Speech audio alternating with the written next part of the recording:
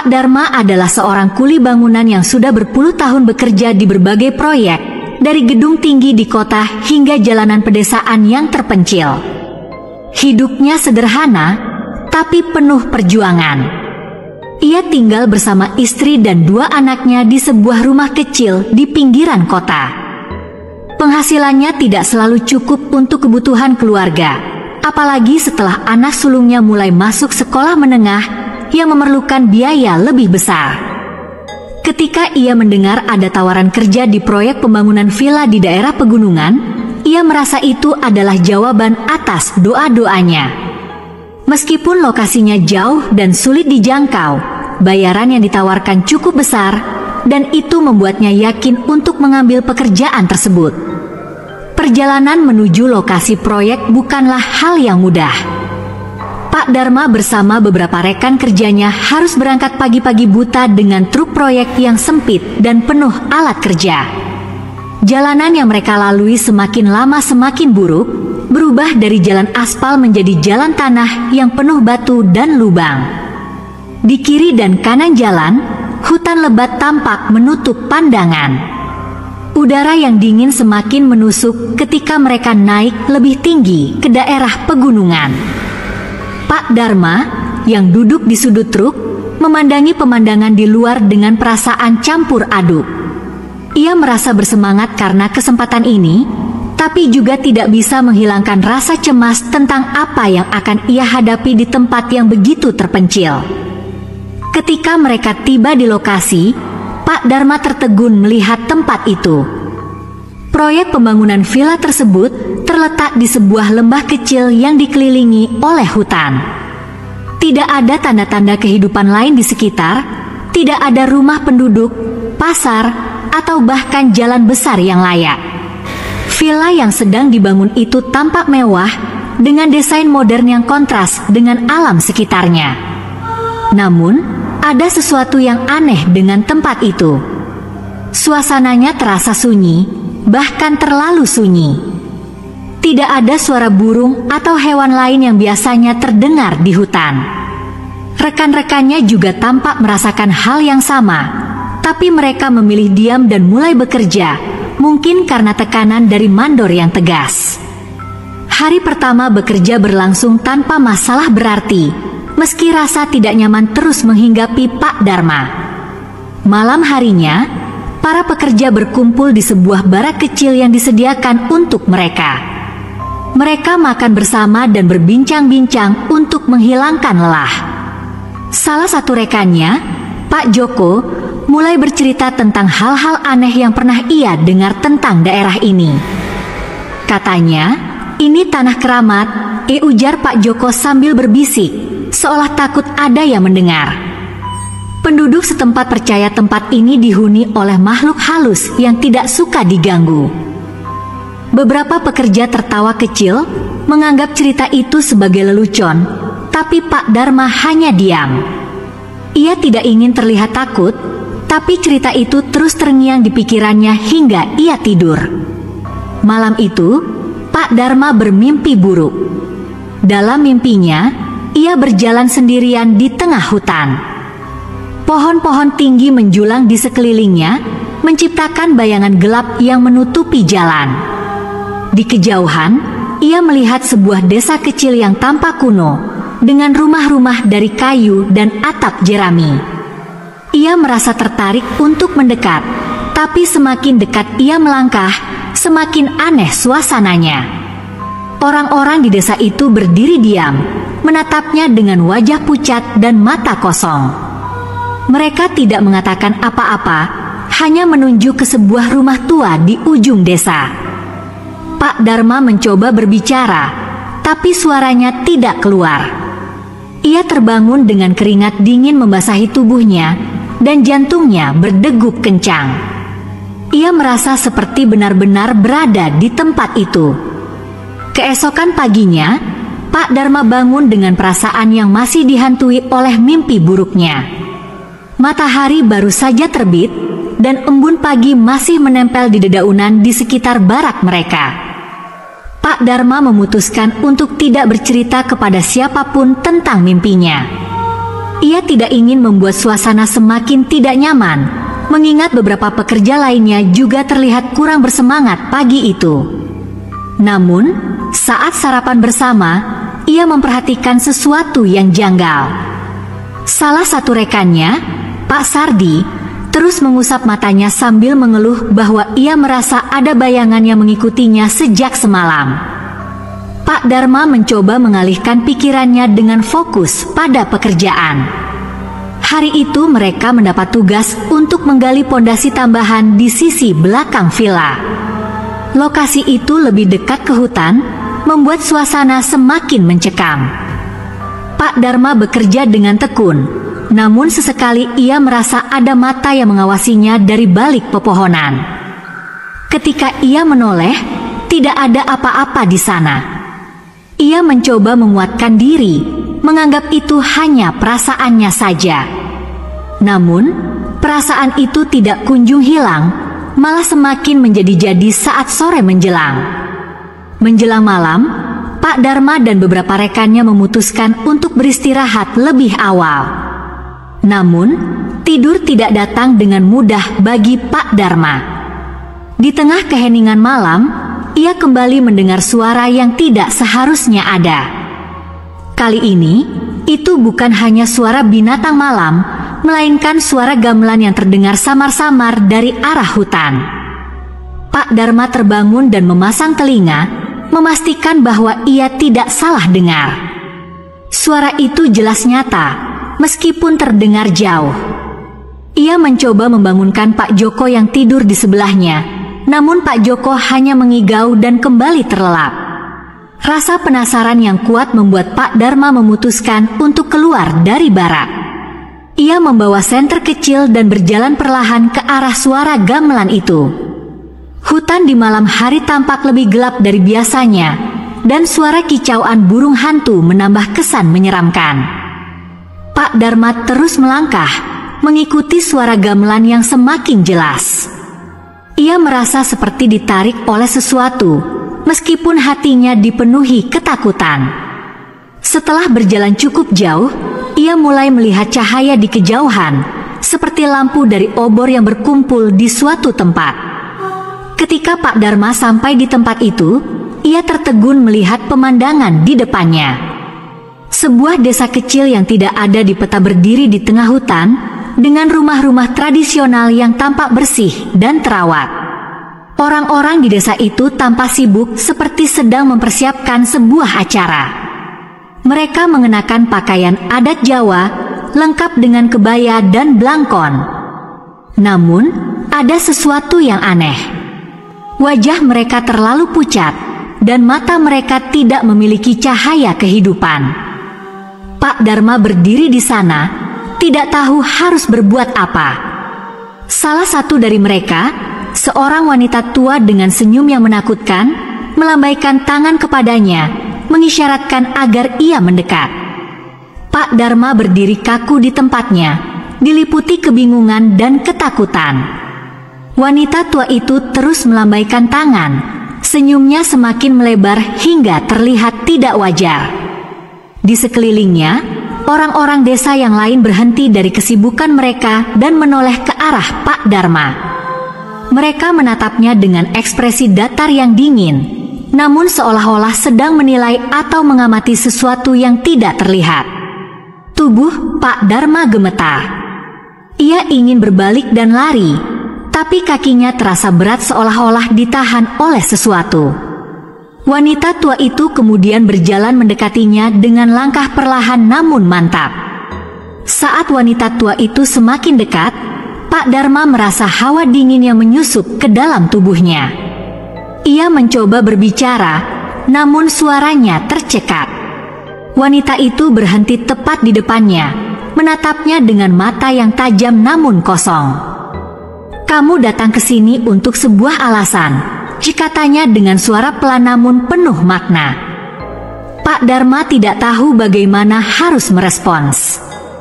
Ia hanya menggelengkan kepala, berharap ini semua hanyalah mimpi buruk yang akan segera berakhir. Namun, wanita tua itu mengulurkan tangan, memberinya isyarat untuk mengikutinya. Ada sesuatu yang perlu kamu lihat, tambahnya. Pak Dharma, meski takut, merasa tubuhnya bergerak sendiri mengikuti wanita tua itu. Ia dibawa ke sebuah rumah besar di ujung desa, yang tampak lebih tua dan lebih gelap dibandingkan rumah-rumah lainnya. Pintu rumah itu terbuat dari kayu jati dengan ukiran-ukiran yang rumit, namun beberapa bagiannya terlihat lapuk dimakan usia. Wanita tua itu membuka pintu tanpa kesulitan, meskipun kayu itu tampak berat dan berderit keras. Di dalamnya, Pak Dharma melihat sebuah ruangan luas yang diterangi oleh cahaya remang-remang dari beberapa lampu minyak. Di tengah ruangan, terdapat sebuah meja panjang dengan benda-benda yang tidak dikenalnya, seperti mangkuk berisi cairan hitam dan patung-patung kecil yang tampak kuno. Wanita tua itu memintanya duduk di salah satu kursi di sekitar meja. "Kamu adalah tamu istimewa," katanya dengan nada yang tidak jelas apakah itu ramah atau mengancam. Pak Dharma duduk dengan hati-hati, matanya terus mengawasi sekeliling. Ia merasa bahwa ada sesuatu yang bergerak di bayang-bayang ruangan itu. Namun setiap kali ia mencoba menatap langsung, tidak ada apa-apa di sana. Wanita tua itu duduk di kursi lain, menghadap Pak Dharma. Ia mulai berbicara tentang hal-hal yang tidak masuk akal bagi Pak Dharma, tentang dunia yang tidak terlihat oleh manusia biasa, tentang keseimbangan antara yang nyata dan yang gaib. Kata-katanya seperti mantra, membuat kepala Pak Dharma terasa berat dan pikirannya kacau. Ketika Pak Dharma mencoba memahami ucapan wanita tua itu, tiba-tiba terdengar suara keras dari luar rumah. Suara itu seperti gemuruh petir yang mengguncang seluruh desa. Wanita tua itu berhenti berbicara, wajahnya berubah menjadi serius. "Kamu tidak seharusnya berada di sini," dikatanya dengan nada yang berbeda. Kali ini terdengar seperti peringatan. Pak Dharma merasa kepanikan mulai merayapi dirinya. Ia berdiri dari kursinya, tapi wanita tua itu mengangkat tangannya, memberi isyarat agar ia tetap di tempat. "Sudah terlambat," katanya pelan. "Mereka datang untukmu." Pak Dharma tidak mengerti siapa yang dimaksud, namun sebelum ia sempat bertanya, pintu rumah terbuka dengan keras dan bayangan-bayangan besar masuk ke dalam ruangan. Pak Dharma membeku di tempatnya. Tubuhnya menggigil ketika bayangan-bayangan besar itu melayang masuk ke dalam ruangan. Mereka tampak seperti sosok manusia, namun bentuknya tidak jelas, hanya berupa siluet gelap dengan mata yang bersinar merah. Udara di dalam ruangan berubah menjadi dingin dan berat, membuat Pak Dharma sulit bernapas. Sosok-sosok itu tidak berjalan, melainkan melayang perlahan, mengelilingi meja tempat ia duduk. Wanita tua yang sebelumnya terlihat tenang kini tampak gelisah. Tangannya menggenggam sesuatu yang menyerupai kalung dari benang kusut dengan manik-manik kayu kecil. "Mereka tahu kehadiranmu," bisiknya dengan nada mendesak. Salah satu bayangan itu mendekat ke arah Pak Dharma, mengeluarkan suara seperti dengungan lebah bercampur dengan suara angin. Pak Dharma mencoba melawan rasa takutnya dan berdiri dari kursinya, tetapi tubuhnya terasa berat, seolah-olah ada kekuatan yang menahannya di tempat. Sosok bayangan itu berhenti tepat di depannya, dan ia merasa ada sesuatu yang masuk ke dalam pikirannya, memaksanya mengingat kejadian-kejadian dari masa lalunya. Gambaran wajah istri dan anak-anaknya muncul di pikirannya, membuat dadanya terasa sesak. "Kamu membawa sesuatu yang tidak seharusnya kamu bawa ke tempat ini." Suara itu terdengar langsung di kepalanya, bukan melalui telinga. Pak Dharma mencoba berbicara, tapi lidahnya terasa keluh. Wanita tua itu tiba-tiba berdiri dan menatap bayangan-bayangan itu dengan sorot mata penuh perlawanan. Dia tidak tahu apa-apa. Dia hanya orang luar yang tersesat, katanya dengan suara lantang. Salah satu bayangan tampak mendekatinya, lalu berhenti, seolah mempertimbangkan kata-katanya. Namun, bayangan lain melayang ke arah Pak Dharma dan menyentuh pundaknya dengan sesuatu yang terasa dingin dan berat. Seketika itu juga, ia merasakan gelombang emosi, takut, marah, dan penyesalan menguasai dirinya. Tubuhnya gemetar hebat dan pandangannya mulai kabur. Wanita tua itu tampak melakukan sesuatu dengan kalung benang yang digenggamnya. Ia merapalkan doa atau mantra dalam bahasa yang tidak dimengerti Pak Dharma, namun suaranya terdengar kuat dan penuh wibawa. Bayangan-bayangan itu tampak terganggu. Beberapa dari mereka mundur perlahan. Namun, satu sosok tetap berada di dekat Pak Dharma, menatapnya dengan mata merah menyala yang terasa seperti membakar jiwanya. "Kamu harus pergi sekarang, sebelum segalanya menjadi lebih buruk," ujar wanita tua itu sambil menarik tangan Pak Dharma. Namun, ketika ia mencoba menggerakkan kakinya, Pak Dharma menyadari bahwa ia tidak dapat melangkah, seperti terjebak dalam kubangan lumpur yang tidak terlihat. Dengan sisa kekuatannya, Pak Dharma memejamkan mata dan mulai melafalkan doa yang biasa diajarkan oleh almarhum ayahnya. Ia mengucapkan doa itu dengan sepenuh hati, berharap bisa mengusir rasa takut yang melumpuhkannya. Tiba-tiba, hawa dingin yang menyelimuti tubuhnya mulai berkurang, dan ia merasakan ada sedikit kekuatan kembali ke dalam dirinya. Bayangan-bayangan itu tampak merespons doa yang ia baca. Mereka bergerak mundur meski perlahan. Wanita tua itu tersenyum tipis, lalu berkata, "Teruskan dan jangan berhenti." Dengan dorongan yang kuat dari wanita itu, Pak Dharma akhirnya bisa menggerakkan kakinya.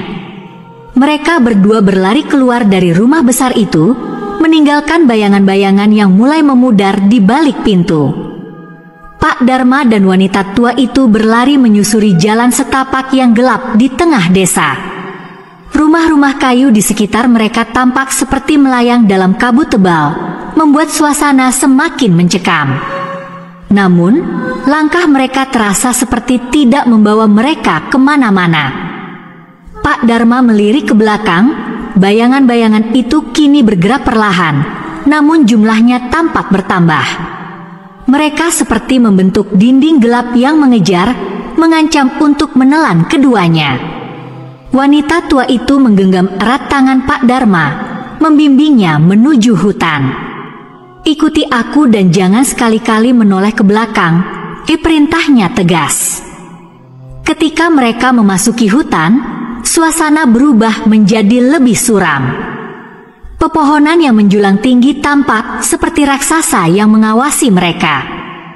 Pak Dharma dapat mendengar suara-suara aneh di sekitar, bisikan, tawa pelan, dan bahkan tangisan yang tidak jelas sumbernya. Setiap langkah terasa seperti memasuki dunia yang semakin dalam dan jauh dari kenyataan. Apa yang sebenarnya terjadi? Mengapa mereka mengejarku? Tanya Pak Dharma dengan suara gemetar. Wanita tua itu tidak menjawab langsung, hanya berkata, "Kamu membawa sesuatu yang tidak mereka inginkan di sini. Tapi aku akan memastikan kamu keluar hidup-hidup." Setelah beberapa lama berlari, mereka tiba di sebuah tempat terbuka di tengah hutan, di mana terdapat sebuah batu besar berbentuk altar.